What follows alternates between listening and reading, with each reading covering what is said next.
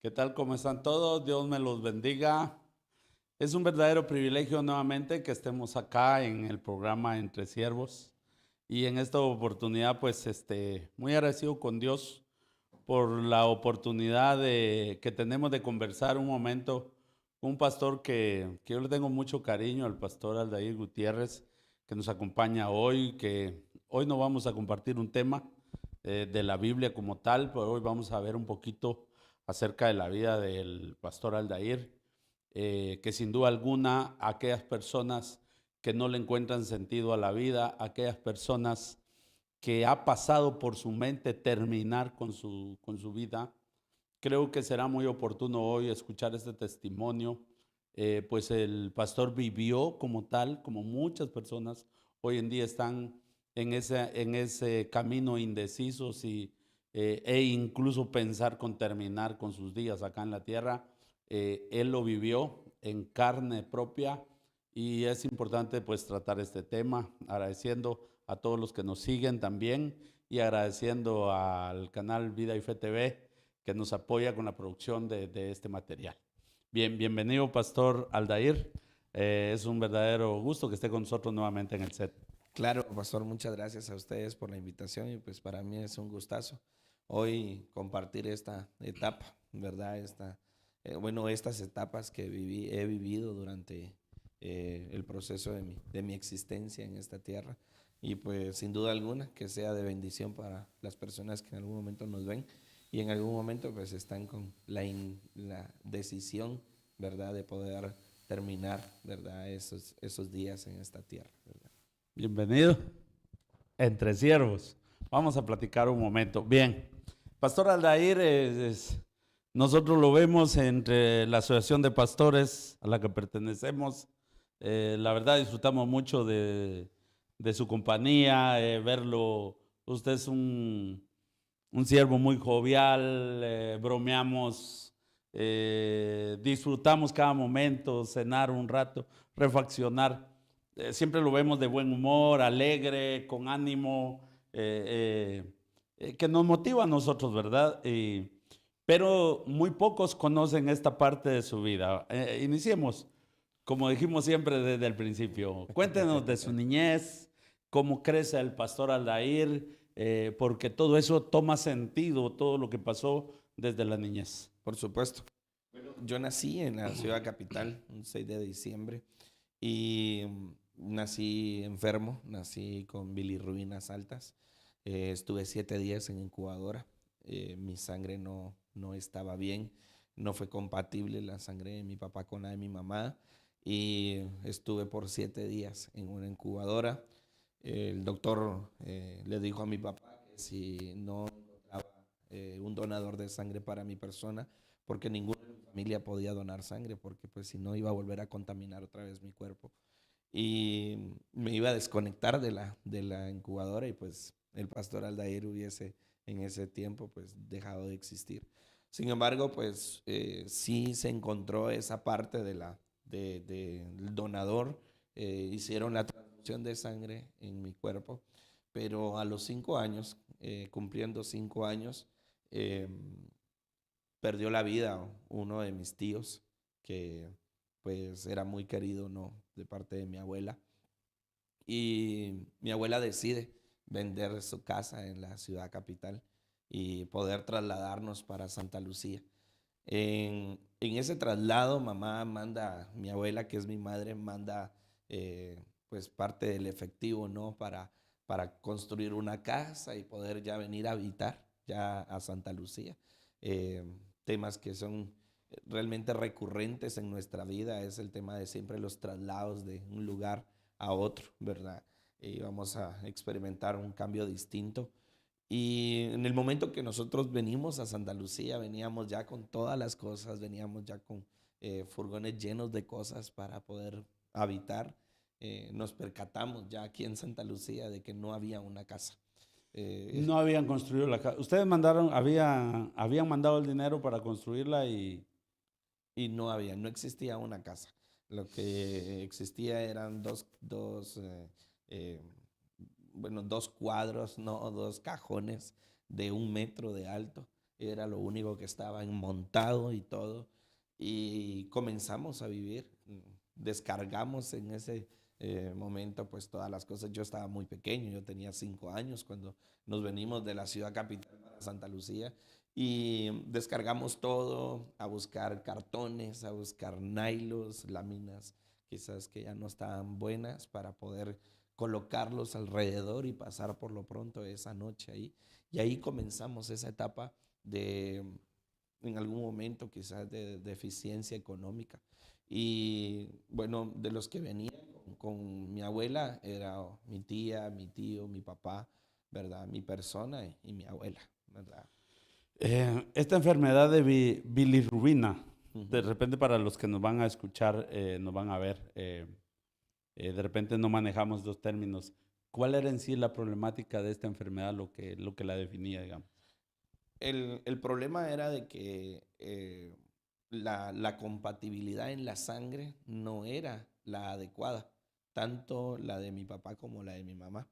Entonces, en el momento de que pudieron ellos unirse, en algún Ujú. momento me procrearon a mí, toda esa sangre, hagamos de cuenta que era como que la mitad de cada uno de ellos, que son los genes en sí, vino a dañar mi cuerpo como tal. Cuando yo nací con una sangre que estaba deteriorando mi cuerpo, que La sangre no te estaba dando vida, no está, te estaba me quitando la estaba vida. quitando la vida, ¿verdad? Era Entonces, como contaminada la sangre. exacto. Entonces mi corazón ya no bombeaba lo que tendría que haber bombeado de sangre porque mi sangre estaba dañada realmente.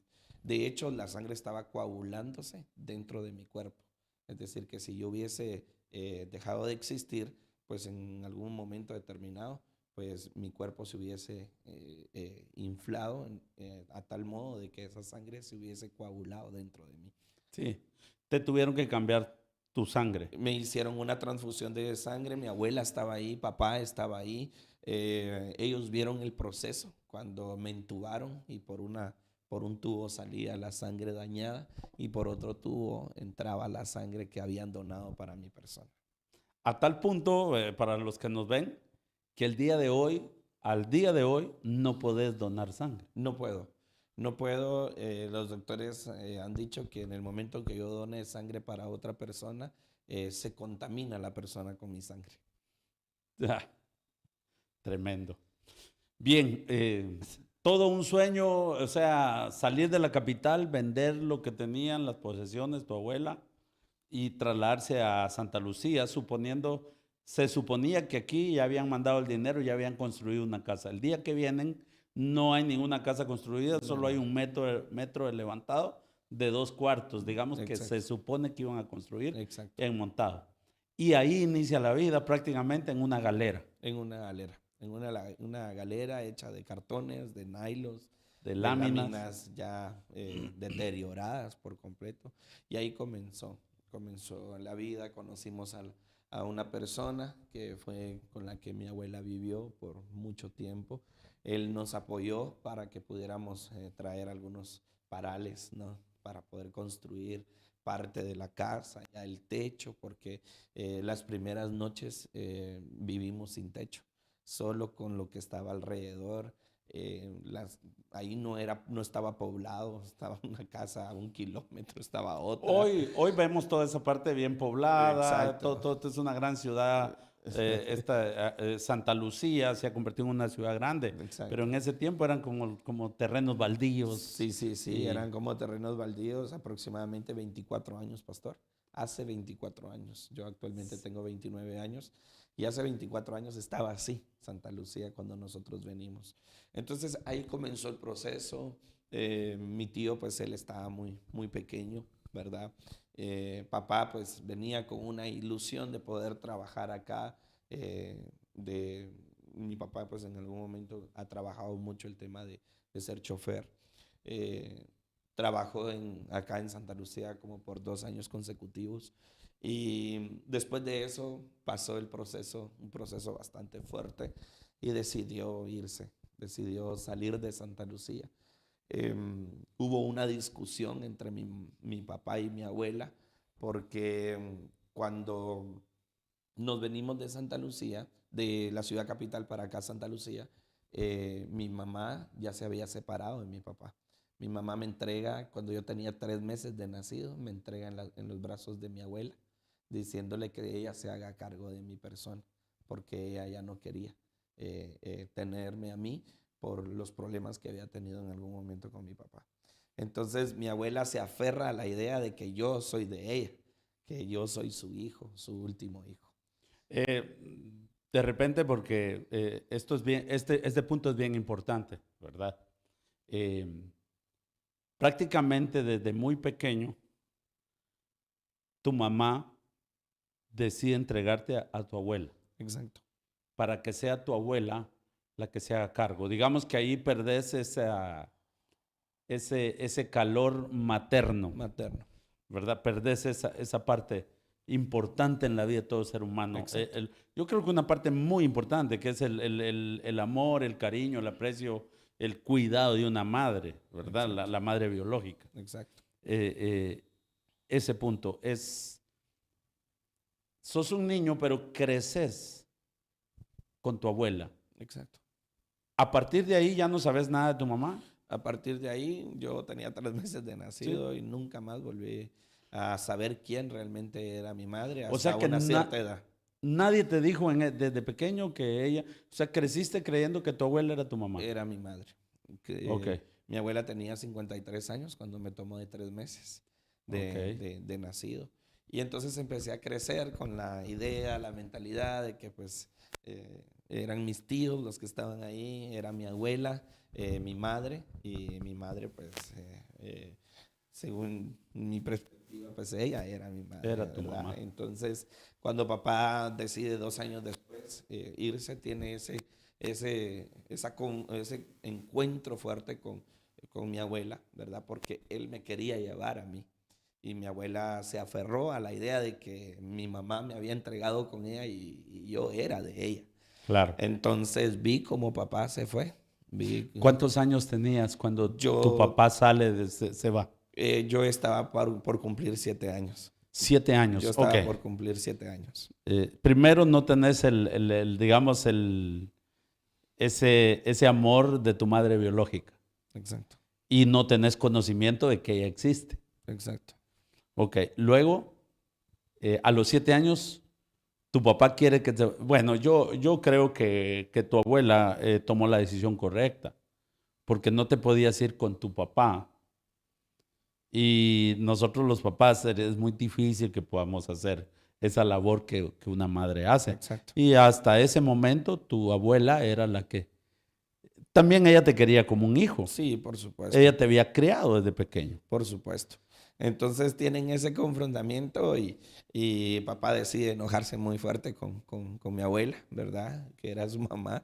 Y bueno, me quedé con mi abuela eh, por un portillo de la puerta. Vi como mi papá iba con sus cosas, alejándose de la casa donde vivíamos, ¿verdad? Aldair, en ese momento, yo sé que sos un niño, ahí me ha tocado hablar con muchos, bueno, como pastores hablamos muchas situaciones a veces en la consejería pastoral, nos toca, pero hay personas que tienen recuerdos de sus 7 años, 8 años en adelante, pero también hay personas que desde los 4 años dice que tienen recuerdos de los 4 años. Si tenés bien presente, estabas consciente que tu papá se iba. Sí, yo estaba muy consciente, pastor. Yo estaba seguro de que él me estaba dejando, que él se estaba yendo del lugar donde estábamos y que yo ya no lo iba a volver a ver. Es decir, yo amaba mucho a mi papá, pero estaba muy apegado a mi abuela, que yo sabía que era mi madre, y yo sí quería quedarme con mi madre. Es decir, yo eh, tenía la perspectiva de que pues con ella me había crecido, ella era mi madre y todo, pero vi como papá en algún momento se alejó, se fue, ¿verdad? Yo lo tengo bien presente. ¿Tenés recuerdo? ¿Lloraste? ¿Qué sentiste? O Lo vi pasar y no pregunté. Yo desde muy pequeño fui muy discreto en las cosas. Me gustaba ver y quedarme callado. Me gustaba observar en algún momento determinado y quedarme muy callado. Pero No, solo sentí ese alejamiento. No fue una cuestión de llanto, no fue una cuestión ni de tristeza, le podría decir, pero sí sentí como una parte de mí se fue ahí, ¿verdad? Ver Ok. que papá se alejaba, se iba, pues vi como una parte de mí se fue, realmente. A partir de ahí, Aldair, si la cosa ya era difícil, económicamente hablando, materialmente hablando, ya era difícil, te quedas con tu abuela y con tu tío, Exacto. Me ¿verdad? quedé con mi Y a abuela, partir, mi tío y una tía. y una tía. Y Ajá. a partir de ahí ya tenés que ir a estudiar, ya empieza esa otra etapa de tu vida. Exacto, exacto. Me apuntaron a la escuela cuando tenía 6 años, entré a parvulitos. Pero cuando ya tenía 7 años, yo empecé ya a trabajar en la aldea. Mamá fue una mujer que se caracterizó dentro de la comunidad, una persona que sabía cocinar y hacía todo tipo de ventas. Y el que iba cada puerta por puerta preguntando si querían algo para comer, Ofreciendo ofreciendo la comida que lo que prepara. mamá hacía, porque mi tía pues trabajaba, mi tío trabajaba, pero como no éramos de aquí de Santa Lucía, sino que veníamos como extranjeros, no sabíamos cómo era la vida realmente, ¿verdad? Entonces mamá empezó a hacer muchas ventas y empezamos en algún momento a trabajar de casa en casa. De los 7 para los 9 años fue dentro de la comunidad. De los 9 en adelante ya empecé a salir a otras comunidades dentro o de otras aldeas dentro del casco, ¿verdad? Donde vivíamos. Pero así comenzamos, así comenzamos. Yo llegaba de estudiar, a cambiarme, a prepararme, porque en la tarde tenía que salir a vender, ¿verdad? Y tengo muchos recuerdos de esos, tengo muchos recuerdos de vender rellenitos, tengo muchos recuerdos de vender chuchitos, tamales. Mamá hacía unas famosas fritas de banano, ¿verdad? Y entonces vendí ropa, ¿verdad? O sea, todo lo que se nos ponía en el camino, pues eso vendíamos, porque pues al final no teníamos recursos Exacto. suficientes, ¿verdad? El tema de la alimentación era bastante complicada. A mí me preguntan cómo es que yo puedo en algún momento comer, ¿verdad? Los animales de monte, por ejemplo, ¿verdad? Pero era porque no teníamos. Y Sí, el que vivía con mi abuela, pues él salía a cazar, salía de casa y pues ya traía los animales, mi mamá los preparaba y todo, y sí comíamos carne, pero no era como que lo normal que era una carne de res, de exacto. cerdo o de pollo, sino era una carne de animal de monte, ¿verdad? Entonces lo aprendí a comer y tiempo después ya me iba yo a hacer lo mismo, ¿verdad? Para poder llevar a la casa algo para poder comer. Así pasamos desde los 7 hasta que tengo uso de razón, ¿verdad? Pero sí, Exacto. esa etapa pasamos en ese entonces. A los 9 años, como dijiste que de los 6 a los 9 ya trabajabas ayudando. A los 9 años empieza a haber otra etapa en tu vida. Sí, a los 9 años viajamos para la ciudad capital porque allá se habían quedado otras hijas de mi mamá o de mi abuela, que es mi madre, y estábamos en la casa de una mi tía cuando llega mi papá. Cuando llega mi papá, nunca voy a olvidar esa escena. Me dijo, mira, venite conmigo. Me subió a un segundo nivel. Me explicó cosas de la vida, me explicó cosas que iban a pasar en mi cuerpo porque estaba pasando de niño a adolescente. No olvido realmente esas palabras, pero hubo algo que marcó desde ese entonces mi vida, desde los 9 años. Marcó y fue una etapa que pasó de una a otra. Eh, Finalizó su conversación mi papá diciéndome que si yo no me había percatado, era lo que él me iba a decir, que con la que yo vivía no era mi mamá, que mi mamá había muerto, que con la que yo vivía era mi abuela. Y Tenés 9 años, yo nada tenía más. 9 años, yo tenía 9 años cuando supe la verdad, que con la que yo vivía no era mi madre, era mi abuela. Y el punto entonces era, ¿quién es mi madre? ¿Dónde está? Yo la quiero conocer, quiero saber quién es. ¿Y tu mamá en realidad había muerto? Hay teorías, Hay teorías. O sea que sí, ya no se supo nada de tu mamá. No supimos nada de mi madre.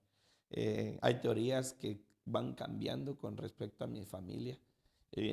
Papá dice que fue cuando yo tenía 2 años que ella murió. Eh,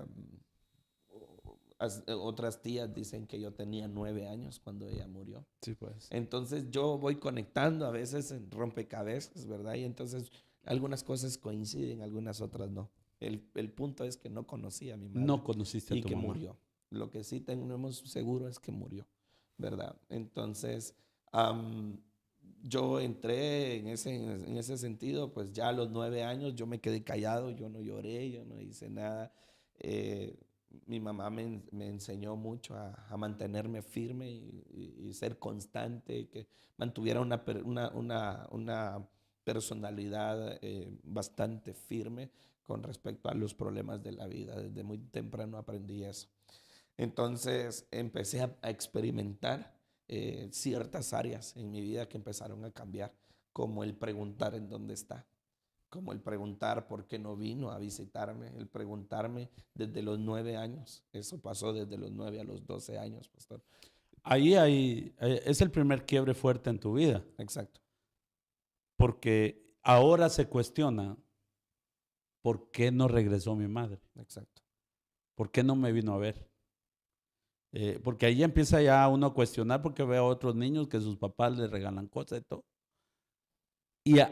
Y a vos te hacían falta cosas. Sí, O sea, vos estabas carente de muchas cosas que mirabas que otros niños tenían. claro, Y ahí viene el cuestionamiento, mi madre, ¿por qué no vino? exacto. Eso es un choque fuerte. Fue algo bien difícil, pastor, porque yo era un punto de que ¿quién es entonces? ¿Quién es? ¿Y por qué no está aquí?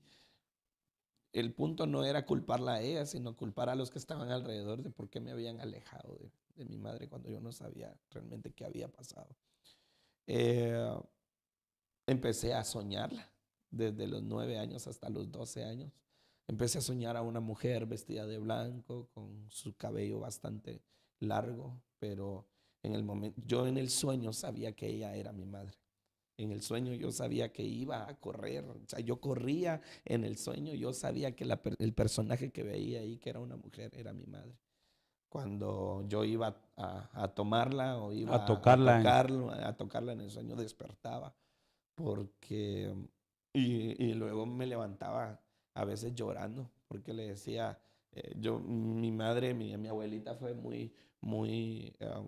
fue una mujer mucho de fe. Ella nos inculcó mucho el cristianismo y nos enseñó a orar en ciertos momentos, nos enseñaba a orar, pero yo me levantaba con el fin de reclamarle a Dios porque no me permitía a mí poder ir a abrazar a mi madre si yo nunca tuve la oportunidad de hacerlo cuando estaba En el pequeño. sueño empezaste a soñar, pero no era todos los días, pero sí recurrentemente. Sí, Soñabas a una mujer sentada con vestido blanco, exacto. pelo largo, Ujú.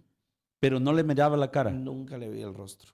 Nunca le vi el rostro. Siempre estaba de espaldas. Y cuando yo iba a correr hacia ella para poder verle el rostro y abrazarla, despertaba, es decir, regresaba otra vez la parte consciente. Y despertaba y lo que hacía era llorar, llorar en silencio, porque en un solo cuarto vivíamos todos. O Sí, sea, el solo como cuarto. era lógico antes, era una sola habitación, una cama en cada esquina y ahí, a veces en una cama varias personas cuando la familia es grande. Exacto. Bueno, Exacto. ¿qué pasa ahí en el corazón de Aldair? Ahí cambia todo. Por supuesto. Empecé a tener mucho odio, mucho rencor hacia mi familia, pero más por el punto de que me hayan no permitido conocer a mi madre. Ahora lo entiendo, pero en ese entonces, desde los 9 a los 12 años, pasé esa etapa de estar soñando a mi madre, pero a los 12 años en sí, empecé a tener ese sentido de pertenencia, de quererme sentir parte de alguien, de quererme sentir parte de algo, de poder buscar, como no encontraba pertenencia dentro de mi familia, porque por muchas ocasiones sentí, y esto es lo que yo percibí, probablemente no haya sido así, pero yo lo percibí desde mi perspectiva, el, el desaprecio de mi familia. Escuché muchas veces que le dijeron a mi madre que ella ya estaba muy grande, que ella me tenía que entregar a mi papá porque ella ya no estaba para que me cuidaran a mí, sino que ella estaba para que la cuidaran a ella. Entonces yo empecé a sentir, entonces mi familia a mí no me quiere, mi familia a mí entonces me desprecia, entonces ¿para qué sigo acá? Entonces desde los 12 años empecé a tener ese punto de querer buscar en la calle, buscar afuera un sentido de pertenencia. Pero viene lo más complicado, porque de los 12 años vuelvo a conectar otra vez, mi conciencia se vuelve a conectar a mi corazón nuevamente, de buscar a mi madre, de buscar a mi madre, de poder saber dónde está, quién es y por qué, o quién fue en algún momento quien cometió el delito de quitarle la vida a mi madre. Entonces, recuerdo que un día me levanté, estaba llorando y siempre el reclamo hacia Dios, el reclamo de que por qué me había quitado a mi madre y porque en la historia que me contaron sobre mi madre, cómo había muerto, eh, ella pues tenía un hijo también y cuando pues le quitaron la vida a mi madre, también le quitaron la vida a mi hermano. Tenía 2 meses de nacido. Oh, Sí, o sea, la versión que tienen es que a tu mamá le quitaron la vida y tenía un bebé. ella tenía un bebé de 2 meses de nacido y también le quitaron la vida al bebé. Entonces mi reclamo hacia Dios gritando muchas veces era, si tú sabías que yo iba a venir a vivir una vida acá a la tierra desastrosa, ¿por qué no me llevaste a mí y dejaste a mi hermano vivo? Ujú. ¿Por qué no me llevaste a mí? Yo vivo una vida aquí sin nada. Me mandaste para esto, le decía yo a Dios. Aquí hay algo bien importante porque a partir de que supiste la verdad, que tu abuelita no era tu madre biológica, empezaste a pensar de que tu vida era un desastre. Por supuesto, Ahí cambió tu mentalidad por supuesto. y empezaste a pelear con Dios. Exacto. Empecé a pelear con Cuando Dios. desde el momento que decís, yo, ¿por qué no le permitiste a mi hermano vivir y que yo no? Desde ahí ya empieza en tu mente a cambiar eso. Ujú. Ahora no tiene sentido tu vida acá en la tierra. No, no, no. Entonces, ¿para qué? Exacto. No teníamos dinero, yo tenía que trabajé desde muy pequeño. El punto era de que si yo podía vivir en esta tierra era porque pues al final estábamos haciendo algo, pero realmente sentido no había. ¿Para qué vivir? Y entonces, em, cuando me levanté y le reclamé eso a Dios, tomé la decisión de poder acabar con mi vida en esta tierra, la primera vez. Vamos a llegar a ese punto. De los 9 años a los 12, ¿probaste algún vicio? A los 9 años, em, veía cómo fumaban las demás personas y empecé a hacer papelitos, papel De periódico, periódico, de de cuaderno. cuaderno y hacía los cigarros y eso fumaba. De puro papel, el humo del papel. El humo del papel. El humo del papel lo encendía y como eso se prende muy fuerte, lo apagaba y se quedaba todavía el humo y yo lo ensolvía y eso era lo que fumaba. Eso pasaba. Lo aprendí a hacer desde los 9 años. 9 años, siendo un niño. Porque fumaba, me tragaba el humo y lo sacaba nuevamente por la nariz. Es decir, yo ya lo hacía de esa forma, ¿verdad? Entonces, de los 9 años A los 12. a los 12 Luego de los 12, ya empecé a probar el tabaco como tal, ya a fumar ya con cigarros, ya pues los normales que se conocen, ¿verdad? y a tomar. Y a tomar. Empecé a relacionarme con otras amistades que en algún momento yo dinero no tenía para poder comprar licor o comprar los cigarros, pero con los que me relacionaba eran de familias muy pudientes y ellos sí cargaban bastante dinero. Y entonces ellos eran los que compraban todo y yo era el que estaba con ellos y entonces ahí aprendí a hacerlo, aprendí a tomar y a fumar desde los 12 años. Puedo decir que desde los 9 a fumar y desde los 12 a tomar hasta los 16 años, ¿verdad? Yo lo aprendí a hacer en esa etapa. Y era un punto de que era un cigarro y el reclamo a Dios. Y a veces estaba fumando y le estaba reclamando a Dios, ¿verdad? ¿Qué pasa? Porque tu abuela, tu mamá, tu abuela y mamá de crianza, digamos, Ujú. ella era cristiana. Sí, Creciste un niño que lo llevaban a la iglesia. sí, desde muy pequeño. Digamos que de los 9 años a los 12 años, aunque quieras o no quieras ir, vas a la iglesia. Exacto, de hecho me bauticé a los 12. A los 12 años te bautizaste en la iglesia. Ujú. Me bauticé un 19 de septiembre y pues para las fiestas de fin de año, pues eh, ya no. Y de los 12 años, digamos, para los 16, ¿siempre ibas a la iglesia? Siempre iba, siempre iba. De hecho tenía privilegios en la iglesia. Pero nadie sabía que tomabas y No, fumabas. nadie. Y tenías privilegios en la iglesia. Sí, lo tenía. Lo tenía. ¿Y qué privilegios tenías en la iglesia? Pues Dios sabe por qué al pastor le dio la sabiduría de que nunca me pusieran a dirigir un servicio, a predicar nunca, a dirigir coros nunca, pero sí la música. La música. Sí, yo toqué todos los instrumentos de la iglesia, yo los ejecuté todos. Entonces, si no llegaba el baterista, pues ahí está el Dair, que él toque porque él puede. Si no llegaba el del teclado, no importa, ahí está el Dair porque él puede. O el de la guitarra o el del bajo y así sucesivamente. Sustituías a los que no llegaban. Exacto, yo era el sustituto. Yo era el que en algún momento fungía. Nunca fui principal.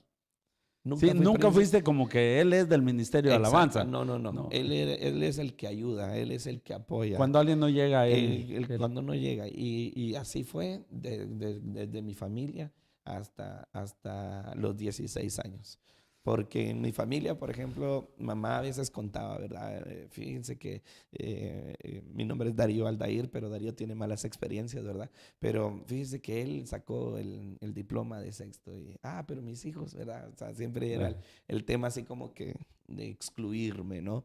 Entonces, siempre fue eso. Pero sí iba a la iglesia. ¿Alguna vez tu abuelita notó que andabas tomado, que andabas fumando? Pero a veces las mamás tampoco le van a decir, fíjese, pastor, que él anda tomando. Exacto. Les da pena porque quieren ver a sus hijos que siempre son un ejemplo. ¿Alguna vez te descubrieron?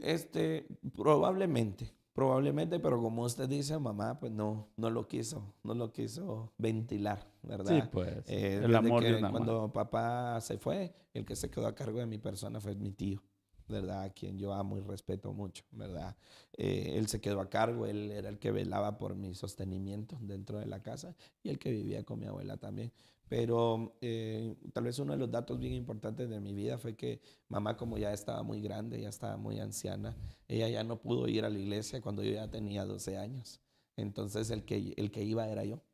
Pero yo le decía, voy a ir a la iglesia, pero yo no iba a la iglesia realmente. Yo me desviaba, me iba a las canchas de fútbol, iba a tomar con los patojos, de ahí regresaba.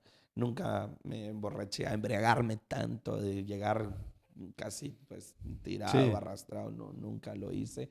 Pero sí llegaba pues bastante ebrio, pues no hacía relajo, yo sabía que me iba a lastimar. Mi mamá pues ella era una persona que su tipo de crianza, ¿verdad? De cómo me criaba, pues era muy fuerte. Entonces yo sabía lo que me esperaba si en algún momento pues llegaba en ese estado, ¿verdad? Para los que nos escuchan, para los que nos ven,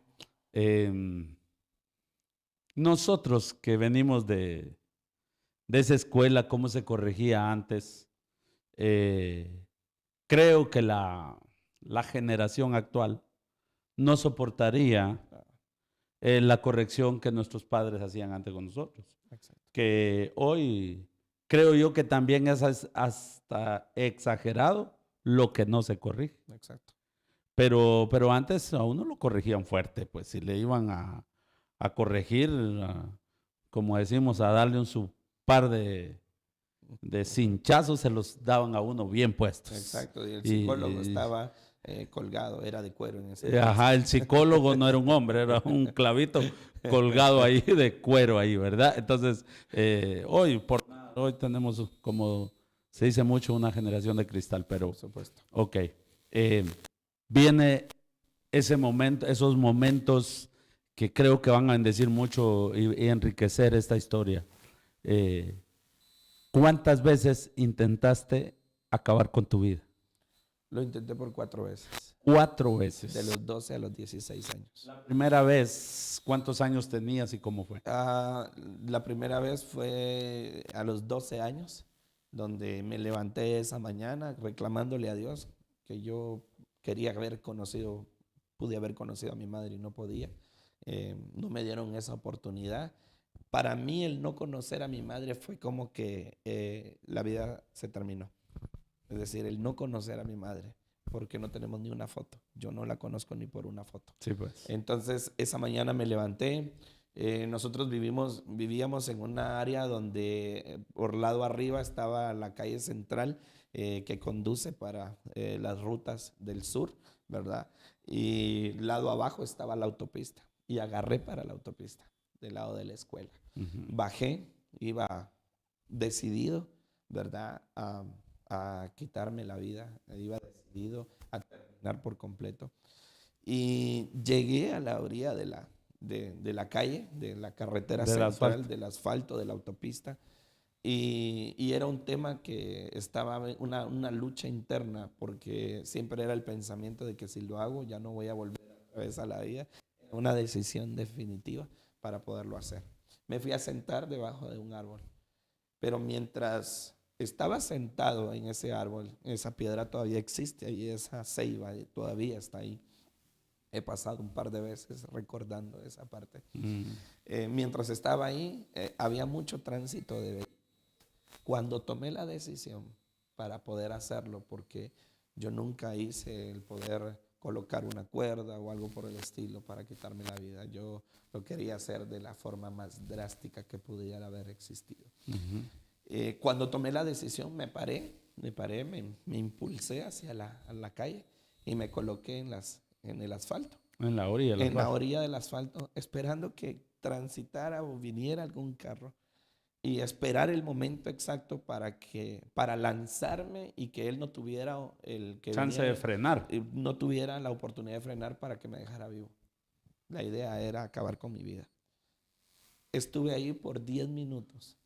Y del otro lado del carril, sí, pues en la otra vía, pasaban los carros, pasaban camiones, pasaban camionetas. Y del lado donde yo me quería lanzar no pasaba ni un carro. Ni un vehículo. ¿Cuánto tiempo estuviste de pie? Tal vez unos 8 o 10 minutos esperando. Eso era Dios. Hablemos de una autopista. Estamos hablando de una autopista que en 10 minutos no pase un vehículo. No, eso no es posible. No es normal. No es normal. Dios. Entonces yo decía, pero ¿por qué allá sí pasan y aquí no? Y yo estuve sentado en la ceiba y empezaron a transitar. ¿Y ahora qué quiero hacerlo? No. Allí te regresas. Me regresé para la casa, frustrado, llorando. El tema de llorar en silencio fue uno de los puntos más cruciales en mi vida, porque nadie sabía lo que yo estaba pasando. Y eso es importante decirlo hoy. Sí. Que cuando hay que llorar y hay que tener a alguien con quien hablar. Por supuesto. Yo no lo tuve. Cuanto más mis tíos, mi tía, mi tío, mi madre, que es mi abuela, me dieron la confianza a su modo, yo no lo percibí de esa forma. Es decir, yo estaba solo. En la primera vez no podés. No pude. La segunda vez, ¿cuántos años tenías? Ya tenía los 14 años. Cuando estaba dentro de la casa. Mi mamá era de ventas, de negocio. Salía. Y mi mamá salió porque mi mamá puso una tortillería y ella pues iba a moler los grandes baños de maíz para poder hacer vender tortillas. Exacto. Ese día salió y yo jugaba muchas cartas y un día se me ocurre hacer una práctica satánica. Yo ahora lo comprendo, ahora como pastor, como estudioso de la palabra, comprendo que fue una práctica satánica. En ese entonces yo le quería quitar la vida a mi mamá. ¿Querías quitarle la vida a tu mamá? A mi abuela. Y no sé ni de dónde se me ocurrió ir a traer hojas y ponerlas en un comal dentro del polletón que nosotros llamamos actualmente.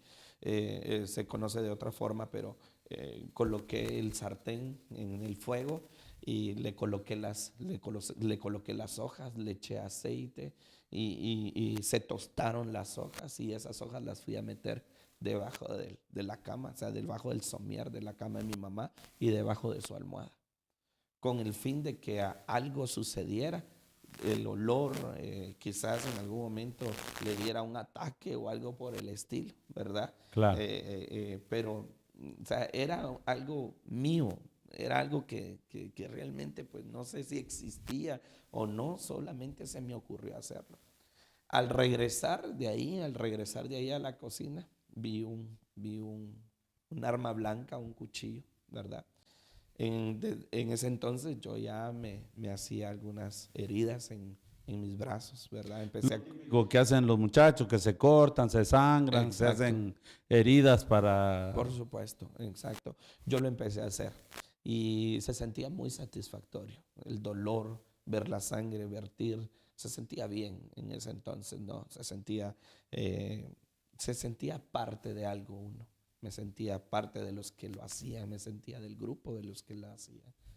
Pero llegué en un momento donde con el cuchillo me empecé a cortar, y llegué en el momento donde estaba mi muñeca, donde te miraba la vena donde me miraba mi principal. vena, donde me miraba la vena principal. Y entonces dije yo, esta es la que da vida, esta es la que en algún momento produce de que mi sangre esté corriendo. Y intenté quitarme la vida de esa forma.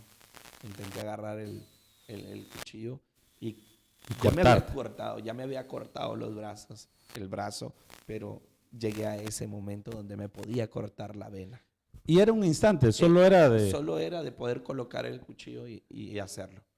Y, y lo iba a hacer cuando escuché afuera que sonó El portón. el portón de la casa, que era de lámina. Y yo solté el cuchillo y salí, y cuando vi, no había nadie, pastor. No hay nadie. No hay nadie. Y yo decía, pero ¿qué está pasando, verdad? Y cuando regresé otra vez a la cocina, porque iba decidido a hacerlo, cuando regresé a la cocina y volteé otra vez a ver hacia afuera, a lo lejos vi a mi madre con su baño de masa, que venía hacia la casa, porque venía de ir a hacer masa, porque tenía que darnos de comer. En ese momento mi corazón se partió tanto ver a mi madre, una mujer anciana ya Luchando por vos. 67 años, Luchando por vos. luchando para que yo pudiera tener alimentación, ¿no? Pudiera tener mi vestuario, mi calzado, y en algún momento hacer lo que papá, en algún momento mamá, no pudieron hacer por mí. Y recuerdo que me salí de la cocina y dejé el cuchillo ahí tirado.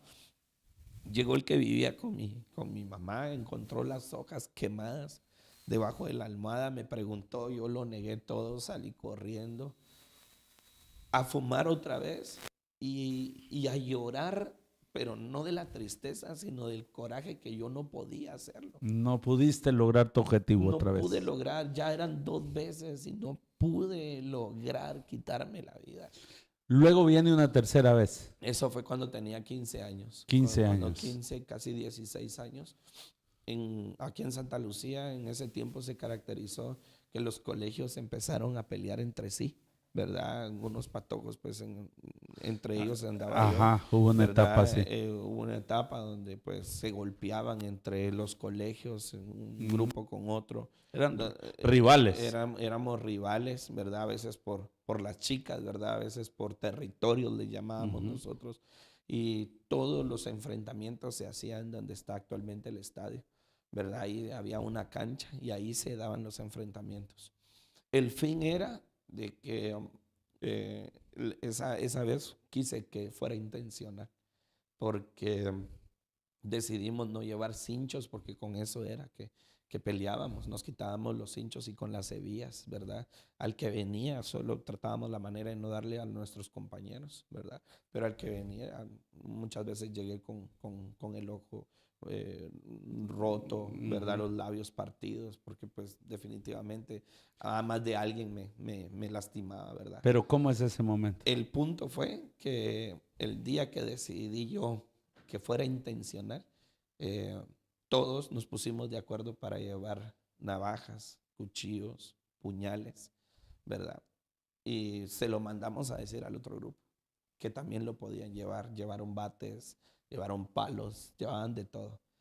Y el que iba encabezando el grupo era yo. Yo dije, este es el momento para poder no defenderme y poder arribar en contra de ellos y que ellos hagan conmigo lo que quieran. Ese era el punto. Exacto. Esa era la tercera, ya la tercera vez. Y no era la vencida porque todavía quería ¿Y ser. qué pasó? El punto fue que íbamos al encuentro cuando llegó la policía. Llega la policía, empezó las sirenas y todo, no sé ni quién les avisó de que nosotros estábamos ahí. Llegó la policía y tuvimos que salir corriendo. Y todos salieron corriendo, algunos tiraron los cuchillos, los Sí, puñales, huyeron y huimos. todo y ya no lograste tu objetivo. Y yo salí por el lado de donde está, pues, donde está la calzada, ¿verdad? La calzada 15 de septiembre. Del otro lado salí yo corriendo y me fui para la casa llorando otra vez del coraje de que no se había vuelto a lograr otra vez el objetivo de que yo quería perder la vida, que quería quitarme la vida porque ya no había un sentido, ya era difícil. Es que esto es importante hablar de estos momentos porque de hecho este tema tiene eso. La vida tiene sentido. La vida tiene sentido. Claro. Y viene la cuarta vez. ¿Cómo es? En la cuarta vez decidí hacer lo mismo que en la primera. Ya no tenía más recursos. Lo que yo no quería era que mi madre me encontrara dentro de la casa. Exacto. Decidí irme para la parte de arriba de la casa para salir a la carretera principal. Que la carretera principal es la que cruza Santa Lucía completamente. Que cruza Santa Lucía. Y me volví a poner otra vez en la orilla del asfalto. Recuerdo que pasaron tres vehículos. Primero pasó los Ferraris de Guatemala. Las Esmeraldas. Pasó una Esmeralda, ¿verdad? Sí. Pasó una Esmeralda. Yo estaba en la orilla. En la orilla. Y cuando yo iba a tomar la decisión de poder lanzarme, pita la Esmeralda, pita el que Fuerte, iba conduciendo, y yo reacciono. Yo reacciono y me hago para atrás y yo llegué a ser consciente de donde yo estaba. Y yo decía, pero ¿por qué estoy aquí? ¿Por qué yo lo voy a hacer? Si hay más vida, o sea, si me voy a ir de una vez y no voy a volver a regresar. Y se colocaba en mi mente otra vez la idea de que perdiste a tu mamá, no te dijeron la verdad, deberías de tomar la decisión. Nadie te toma en cuenta. Nadie te toma en cuenta, ni en la iglesia. Todo eso venía en tu mente. Eso volvía otra vez a envenenar otra vez mi corazón. Y vuelvo otra vez a colocarme en la acera para poder lanzarme. Y venía un camión de repartidor de gaseosas y lo mismo. Esperar el momento exacto donde ellos no pudieran frenar para yo poder lanzarme, porque todo estaba planificado. Claro. Y al lanzarme, cuando otra vez el pito, ellos pitaron. Bocinan fuerte. Y otra vez vuelvo. Te hace reaccionar. Otra vez reaccionar. Y yo, ¿pero qué estoy haciendo? Y volviendo otra vez para atrás, pasos para atrás. Y el punto de que otra vez lo mismo. Mira, en tu casa no hay nada. Tu mamá es muy fuerte. Sí, la culpa, la acusación, el rencor. Esa parte del rencor y el odio. Y otra vez. Ahora sí, dije, ahora sí. Lo voy a hacer. Hoy estoy determinado para poderlo hacer. Me volví a colocar otra vez en la orilla de la acera. Y yo decía, sos un cobarde, Aldair, ¿por qué no lo haces? Sos un cobarde porque bocinan, porque ya había pasado 2 veces, bocinan. Y reaccionar, deberías de lanzarte sin necesidad de estar pensando tanto. Eso era lo que yo pensaba dentro de mí. Cuando veo a lo lejos viene los famosos, ¿no? Camiones de caña con 2 jaulas. Y dije yo, este es el momento. Ahorita ya no voy a pensar, ahorita necesito hacerlo. Y viene el camión de cerca y yo estoy a punto de hacerlo. Estás calculando, Estoy el calculando espacio que él no frene, que él no que él no frene. tenga chance de frenar. Y si frena, por lo pronto ya me ha pasado las primeras 4 llantas encima. O sea, ya te arrastró. Ya La me idea arrastró. es que ya te quitó La la idea vida. es que yo ya he perdido la vida. Cuando yo estoy a punto de lanzarme a hacerlo, yo siento una mano en mi hombro. Wow. Yo siento una mano en mi hombro. Y cuando yo volteo a ver hacia atrás, era un primo de segunda de mi papá. Y me pregunta, ¿y vos qué estás haciendo aquí? Él te detuvo. Él me detuvo. Él me detuvo. Porque Dios. ya estaba decidido. Yo ya estaba listo. Ya estaba preparado. Es más, ya estaba consciente. Yo ya no estaba Resignado a morir. ya estaba resignado a poder en algún momento dejar de existir en esta tierra. Y entonces me pone la mano en el hombro y yo volteo a ver para atrás y era el primo de segunda de mi papá. Y me dice, ¿qué estás haciendo aquí? Y yo le dije, yo mentí. Le dije, estoy esperando un bus porque me quiero ir para la ciudad capital. Ya ahí había pasado. Volvió a pitar otra vez el tráiler, bocinó fuerte, ya había pasado. Y yo dije, bueno, la oportunidad se volvió a ir otra vez. Y me dijo, yo le dije, mira, me voy a ir porque pues nosotros no tenemos dinero, yo necesito dinero y todo.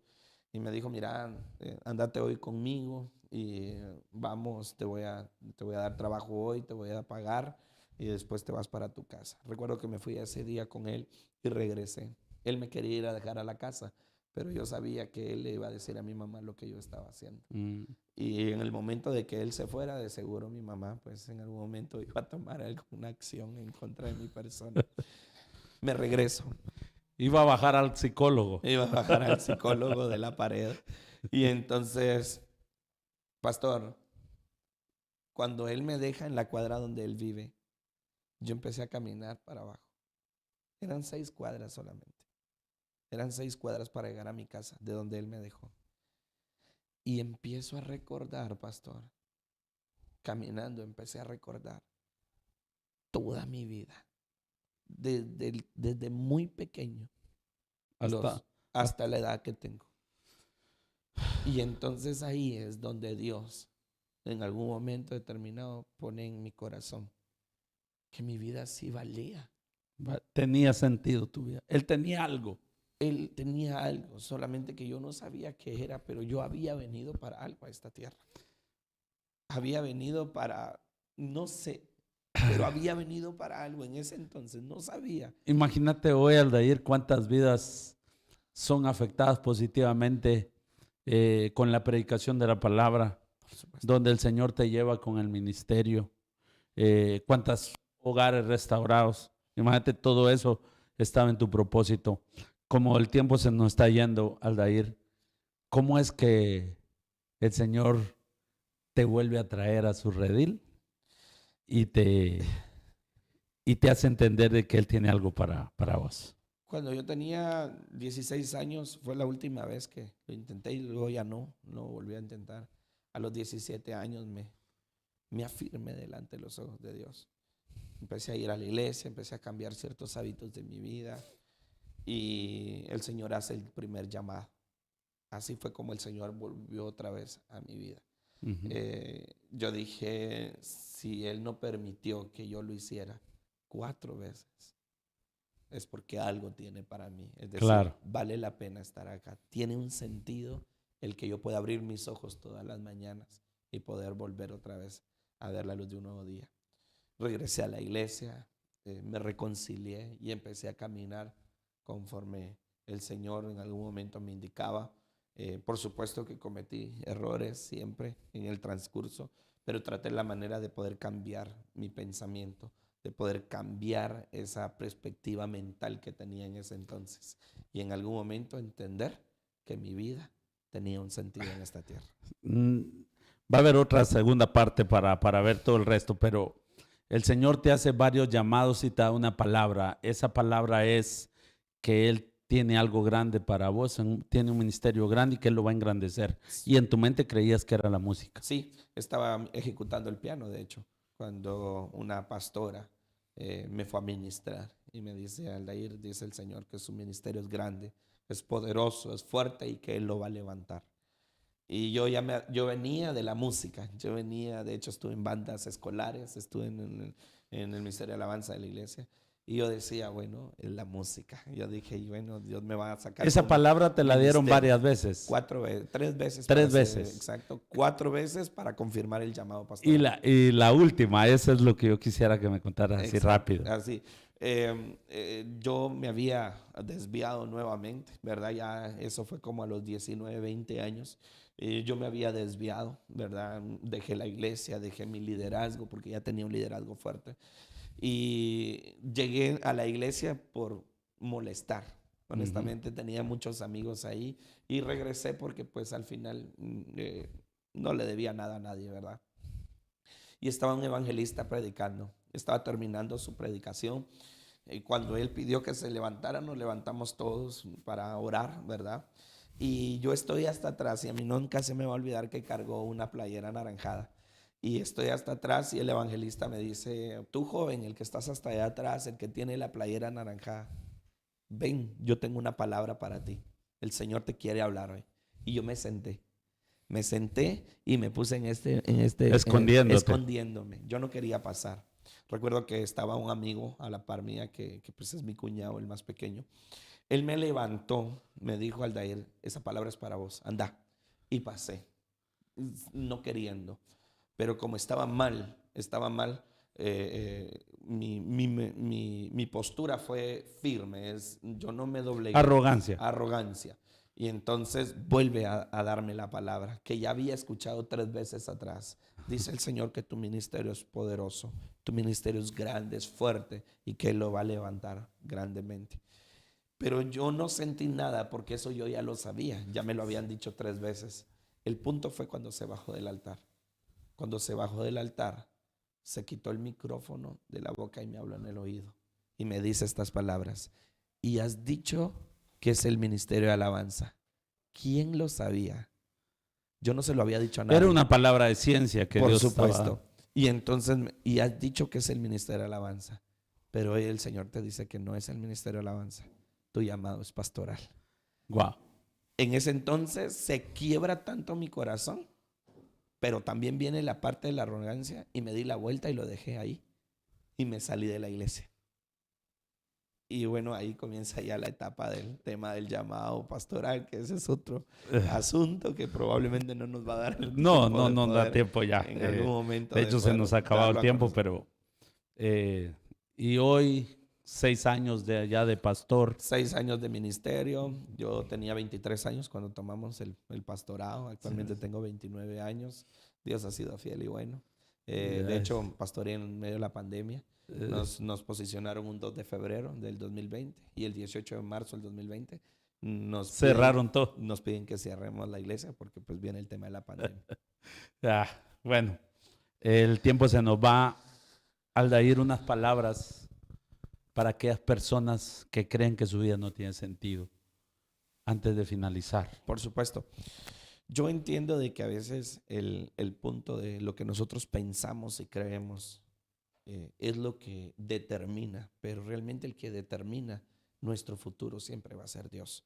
Mi perspectiva era errónea, mi perspectiva era nadie alrededor de mí poner sus ojos en mí. Soy el secundario, soy aquel que solamente pues por XY motivo está ahí.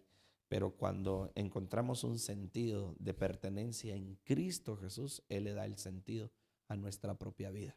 Entonces yo hoy quiero dejarle a cada una de las personas que nos ven a través de los medios que cambien su manera de pensar y empiecen a enfocarse en qué es lo que Dios dice de ustedes y no la sociedad. Sí, para los que nos escuchan, algunos tienen pensamientos de acabar con su vida, igual como lo tuvo el pastor Aldair. Pero yo te tengo que decir en esta oportunidad, así como la vida del pastor Aldair tiene sentido y hoy es una vida que Dios usa poderosamente, puede usarte a ti también, que nos estás viendo y escuchando por todos los medios donde llegue este programa. Bien, la verdad, pastor, gracias por venir, gracias por aceptar la invitación y espero que nos veamos en una próxima. Así que vamos a terminar y con ganas de seguir, pero tenemos que terminar. Nos despedimos de todos pidiéndoles, por favor, que le den like, que se suscriban al canal, que le den seguir al canal y que no se pierdan ninguno de los capítulos que van a salir cada semana. Dios me los bendiga y nos vemos en una próxima. Bendiciones.